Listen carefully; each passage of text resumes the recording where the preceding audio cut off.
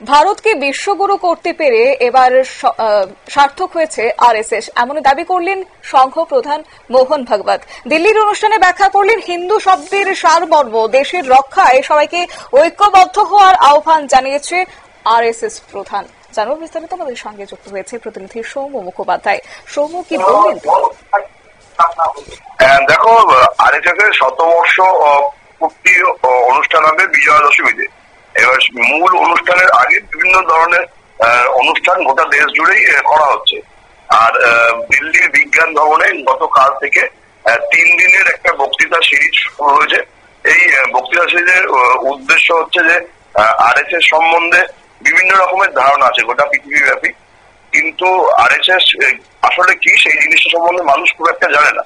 আর সেই বিষয়টি জানানোর জন্যই আরএসএস এর তরফ থেকে 3 দিনের একটা বক্তৃতা সিরিজের আয়োজন করা হয়েছে, যেখানে গতকাল বক্তব্য রাখতে গিয়ে আরএসএস এর প্রধান মোহন ভাগবত কিছু বিষয় পরিষ্কার করে দেন।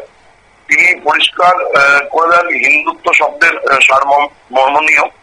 তিনি বলেন যে সংঘ হিন্দু শব্দটা ব্যবহার করে, এর সারমর্ম হলো বসুদেব কুটুম্বকম, যার অর্থ গ্রাম, সমাজ এবং রাষ্ট্রকে সংঘ তার নিজের বলে মনে করে, এবং সংঘের কাজ সম্পূর্ণরূপে স্বেচ্ছাসেবকদের দ্বারা পরিচালিত হয়, কিন্তু তাদের উপর নিয়ন্ত্রণ রাখে না সংঘ। তারা তাদের নিজের ব্যক্তিগত জীবন যাপন করতে পারে, পাশাপাশি সংঘের হয়ে কাজ করে। আর কর্মীরাই এখানে নিজেদের নতুন কর্মী তৈরি করে। সংঘের সম্পর্ক তিনি আরো ব্যাখ্যা করে বলেন যে কারা ক্ষমতায় রয়েছে তার উপর সংঘ নির্ভর করে না, এবং সংঘ যখন স্বাধীন ছিল না তখনও সংঘ ছিল, এখনো সংঘ আছে। এবং ভারতীয় রাষ্ট্রকে যে হিন্দু রাষ্ট্র করার কথা সংঘ বলে, সেটা মূলত রাষ্ট্রের প্রতি দায়িত্ববোধ থেকে, কারণ হিন্দু শব্দটা কোনো ধর্মীয় শব্দ নয়। এবং আরএসএস মনে করে যে আজকে ভারত যে বিশ্বগুরু হতে পেরেছে তাতেই আরএসএস এর সার্থকতা, কারণ আরএসএস দেশের প্রতি দায়িত্ববোধ থেকেই তৈরি হয়েছিল। আজকে তাদের সেই লক্ষ্য পূরণ হয়েছে বলেই তারা মনে করে। এবং যারা বর্তমানে হিন্দু এবং মুসলিম করার একটা চেষ্টা করছে, তারাও একটা সময় সনাতন ধর্মে বিশ্বাস করত, এবং আজকে তারা ভারত মাতাকে যদি প্রণাম করে বা তাকে সম্মান জানায়, তারাই তারা প্রকৃত হিন্দু। তার জন্য তাকে কোনো নির্দিষ্ট ধর্মচরণ করতে হবে এর কোনো দরকার নেই। যেটা মনে করা হচ্ছে যে সংঘ প্রধান এইভাবে যে বার্তা দেওয়ার চেষ্টা করছেন যে দেশই সবার ওপরে, এই হিন্দুত্ব শব্দটা কোনো ধর্মের বাঁধনে আটকে নেই, এটা কোনো ধর্মাচরণ নয়, দেশের প্রতি ভালোবাসাই হিন্দুত্ব। আসলে এটা তিনি করতে চাইছেন, কারণ আরএসএস 100 বছরের মুখে দাঁড়িয়ে আছে।